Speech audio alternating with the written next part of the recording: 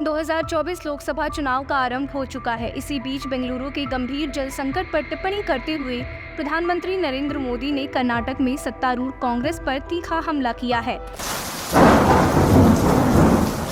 और कहा है कि पार्टी ने बेंगलुरु को तकनीकी शहर में बदल दिया है। आगे प्रधानमंत्री ने बेंगलुरु को टैंकर सिटी का नाम दिया।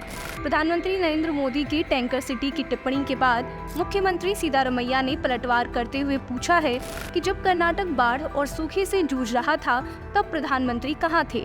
बता दें, इस चुनाव में कर्नाटक की 28 लोकसभा सीटों पर 2 चरणों में मतदान होने हैं। 26 अप्रैल और 7 मई को मतदान होगा। बेंगलुरु की सभी सीटों पर 26 अप्रैल को मतदान होना है।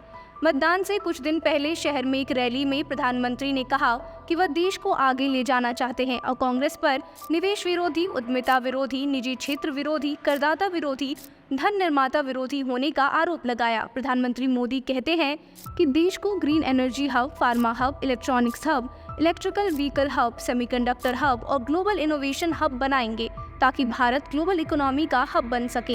लेकिन कांग्रेस और इंडी गठबंधन के लोग कहते हैं कि वे मोदी को हटा देंगे। आगे प्रधानमंत्री कहते हैं कि यह मोदी की गारंटी है कि 5G के बाद अब 6G लॉन्च करेंगे। उन्होंने 2047 तक भारत को एक विकसित देश बनाने के लक्ष्य का जिक्र करते हुए कहा, मैं गारंटी देता हूं कि आपके सपने ही मेरा संकल्प है। मेरा जीवन आपको और देश को समर्पित है। मैं 2047 के लिए 24/7 का वादा करता हूं। टैंकर सिटी का जिक्र करते हुए प्रधानमंत्री ने कहा, कांग्रेस ने टेक सिटी को टैंकर सिटी में बदल दिया है।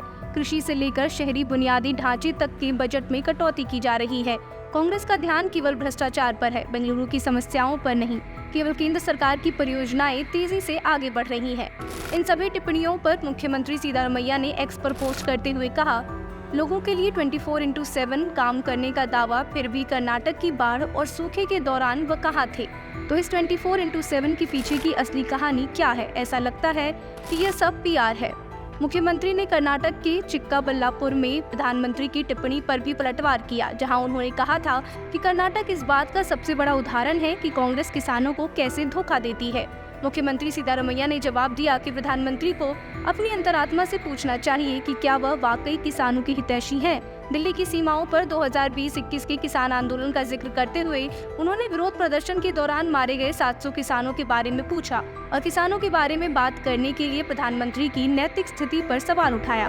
उन्होंने कहा कि केंद्र अभी भी न्यूनतम समर्थन मूल्य यानी MSP की गारंटी के लिए कानून बनाने की किसानों की मांग को पूरा करने के लिए तैयार नहीं है। उन्होंने कहा कि भाजपा शुरू से ही किसान विरोधी रही है। यह पूंजीपतियों और व्यापारियों की पार्टी है। किसान विरोधी जहर इस पार्टी के DNA में है। Bureau report 1 minute news. अब घिसी पिटी खबरें नहीं, देखिए बेहतरीन presentation, high quality informative graphics, more knowledge, सरल और आसान भाषा में सिर्फ 1 मिनट में।